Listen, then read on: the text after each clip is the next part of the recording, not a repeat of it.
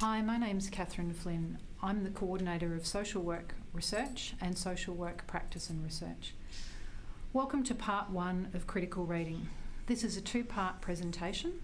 The first part covers critical thinking and reading skills generally, whilst the second part focuses on how you can use these skills to read and review the required research article about Disney films. But first, a prologue. Why do we even need to be thinking and talking about critical rating skills? Firstly, in social work, we have to find ways to respond to social problems. We need answers. Research is a necessary part of formulating those answers. To do good research, we need to have clear and justifiable research questions. But clearly we'll talk about more of that as the semester rolls on. To get to research questions, we need to know what the current knowledge is. Clearly, there is no point asking a research question which we already know the answer to. To have a good and thorough knowledge of what we do and don't know about a particular topic area, we need to review the existing knowledge and particularly the existing research into that particular topic. And to do a good review of knowledge, we need to understand the strengths and weaknesses of that knowledge and to be able to identify where there are gaps. So to do that, you need to be able to think and read critically. Over the coming weeks, we will be covering other relevant skills, particularly around locating research, so information literacy skills. We'll be doing some work in the library. But for today, we're going to look particularly at critical rating skills. So we're going to assume that you've actually located a piece of research and we'll be looking at how we're going to bring our critical rating skills to bear on that. So firstly, we need to think about what is critique and what is critical rating. Important to say what it isn't. What it doesn't mean is to simply criticise. To read critically, so to critique means to weigh up the strengths and the weaknesses of what you're reading and to come to a balanced opinion. Critical thinking and critical rating really just means ensuring that your opinion is rational, reasoned and clear. To get to that, you need to develop 4 key skills. The first is analysing, so the ability to break down information, to examine it carefully. The second is interpreting. You need to be able to understand the meaning and the significance of the information with which you are presented. Evaluating is the next important skill. Working out how to judge the worth or the credibility of what you're presented. And finally, reasoning, and that's about you developing or creating your own logical argument.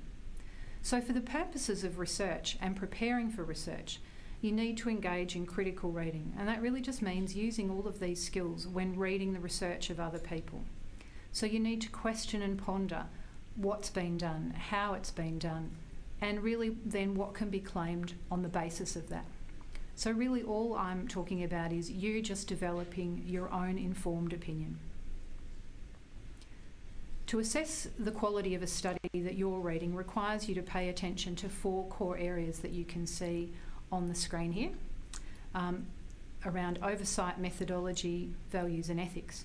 And in relation to methodology more particularly, we need to be able to pay attention to the research aim, the data that was collected, how it was collected, who it was collected from.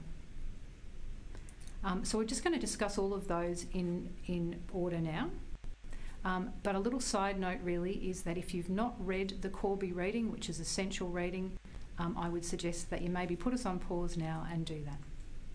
So firstly, we're going to talk about oversight. We want to ask who has looked at this work, who else might have assessed this work, and ask questions about it, because we all know that our work improves when other people give us feedback on it. So for articles which appear in journals, many of those will have been peer reviewed, and that means that they've been sent out anonymously to at least 2 reviewers for comment and approval. Now, important to know that articles are not always accepted. In fact, one well-known criminology journal is said to have an acceptance rate of about 30%. So the process is rigorous. But peer review is not everything. Reviewers also bring biases. You might want to think about why people have been asked to review. Perhaps they have expertise. Well, clearly they have expertise in an area. They've established themselves in that research area, but maybe that means they also have a particular position and it's difficult for them to see outside of that. Also important to know that some journals ask authors to suggest reviewers. You can find out about which journals are peer reviewed by looking at the Ulrichs directory. In terms of methodology, we need to think about how the study has been carried out and core areas.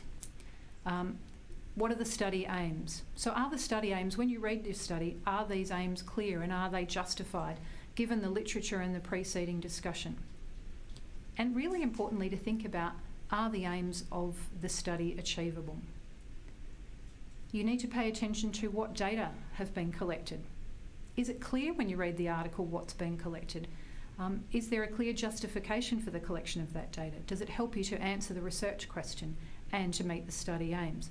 For example, if you wanted to describe community opinions to a particular issue, for example, asylum seekers arriving by boat, but you only asked people yes or no questions, would that give you what you needed? You also need to think about from whom or where the data are collected. So thinking about your sample. Is it adequately described? Do you know where it was collected from? Is it justifiable? Again, you'll hear me say that quite a bit. Again, if we think about the same example, if we wanted to know about community attitudes to boat people, what if the sample was only 10 people? Is that too small? What if we only asked men? Or if we only asked white Australians? What if the sample was a set of existing data, so letters to the editor over a particular period of time? What if those letters to the editor were only from the Herald Sun? You then need to think about the implications of your sample, so the strengths and the limitations of that. We also need to pay attention to how the data were collected, and again, if we go back to our example again about community attitudes, would it be reasonable to collect our data in a focus group? And why or why not? Might some people not feel that comfortable expressing their views in a group? There's a really good critical review resource on the previous slide. It relates specifically to qualitative research, but I think there are some really good principles in general. One thing we don't talk about a lot is researcher position and researcher values, and it's often not stated explicitly. I guess I think it's a really important area for us to pay attention to. You might wonder why. I think for me it allows us as readers to read the research more transparently. So how do you think you might work out a researcher's position if they're not stated explicitly? I think there are 4 core things that you can do. You can look at the researcher's affiliation. That might be to a particular organisation or profession, might even be a political affiliation. You can look at their past research and publications. What are the sorts of areas that they've worked in? You would want to be clear about what the funding source of any research conducted was. And I think careful reading, asking yourself, could there be any other interpretation and what might that interpretation suggest? We also need to think about the ethics of research and the implications for the findings. And I think we need to think about those things in 2 different ways, about broad ethical issues as well as social work specific issues. So we need to think about respect for participants, justice and integrity, as well as social work issues such as how much does the research fit with social work values? Is the research going to be useful in terms of practice? Whose interests are being served? As well as thinking about what might be some of the unintended consequences of the research.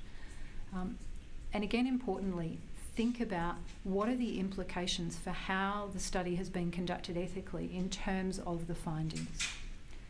So really, once you've thought about all of those issues, so about oversight and methodology and ethics and researcher position, then it's time for your opinion. So having considered all of those factors, do you think the findings and the conclusions presented are justified? That's really your job, to come to an opinion. So we've now come to the end of this particular presentation, so our introduction. You will now need to read or reread a little more critically the article by Hubka et al., which is on the reading list, before watching part 2 of this presentation. Thank you.